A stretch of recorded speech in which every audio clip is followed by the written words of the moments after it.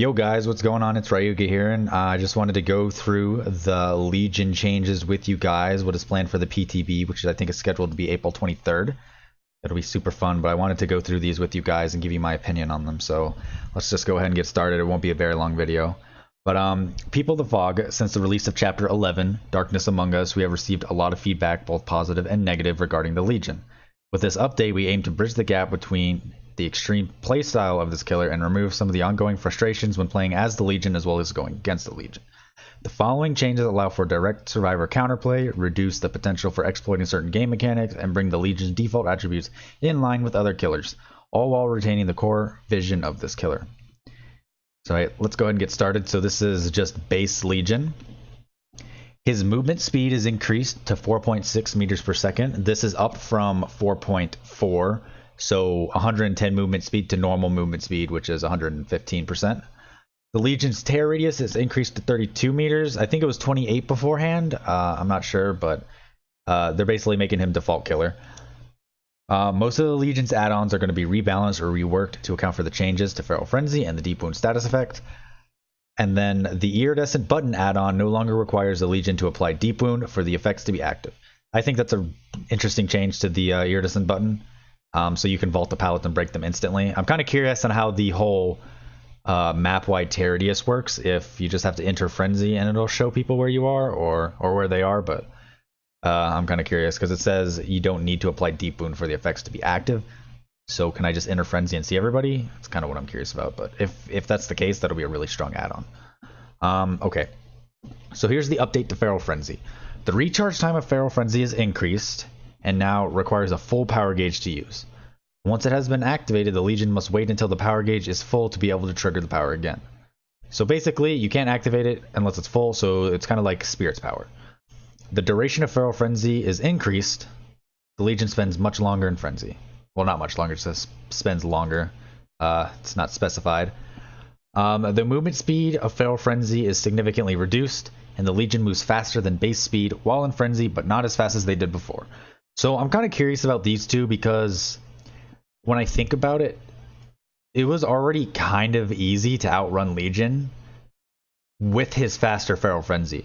But they're increasing the time, but they're reducing the movement speed.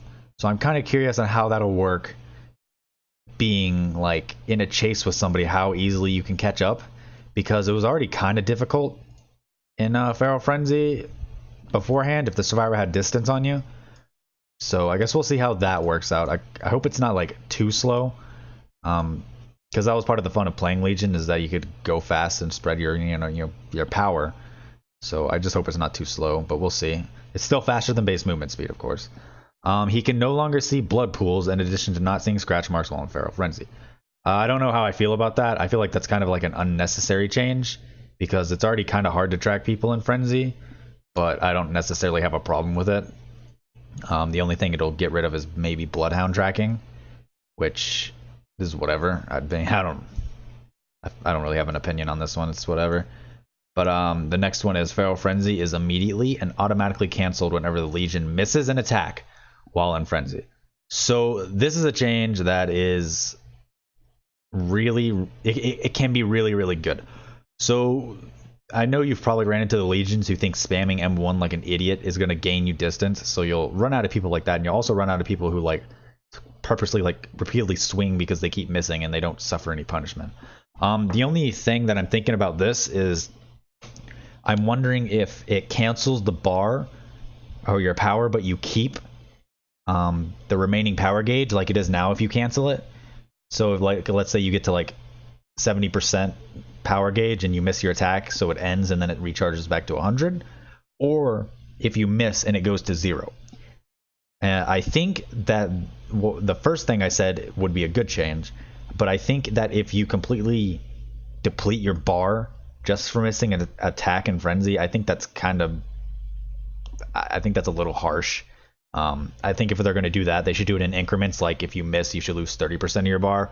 And the only reason I say that is because it's kind of hard to track in Frenzy. So like this is more referring to like after vaults of pallets and vaults of windows, especially to get them when they like revault a pallet. It can sometimes be hard to hit them while they're revaulting it, and also sometimes you just hit the pallet instead of the survivor. So if it would completely drain your power, I feel like that would be kind of too much, but it's still a really good change because it's nerfing the ability, or it's nerfing the fact that Legion pretty much didn't take that much skill to play in the first place. Yeah, so I think these are all pretty good changes. The blood change, I don't know if that was necessary, but whatever. Not a bad change, not a good change. So the deep wound update, so this I assume will apply to borrowed time as well. The deep wound timer pauses for survivors within the killer's terror radius, regardless of whether they're in a chase or not. So that's good. So basically, no more moonwalking. It's literally impossible. Unless the Legion just wants to turn his back to you and be Michael Jackson. I mean, if he still wants to moonwalk you for the memes, he can. The deep wound timer pauses while mending, which is good. I'm kind of wondering if he stabs you again, if it like refreshes it. But I guess we'll see. But that's a good change. The killer does not see the deep wound timer progress. Only the deep wound bar to know that deep wound has been applied. I don't know how I feel about this one. I feel like it's a little unnecessary to hide it from the killer, because if you're in his terror radius, you don't see or it won't tick down. And it pauses while mending, so I don't see the need to hide it from the Legion. I feel like it's I don't know. I feel like it's unnecessary to hide the timer. It's good to like see. But that's just my opinion. I don't know. I just don't agree with that much. But I don't think it'll affect gameplay that much. I mean, if you can see the timer, it's fine. I just don't know why it would be hidden. I feel like there's no real way you could exploit it because it doesn't tick down in the terror radius, so it's kind of weird.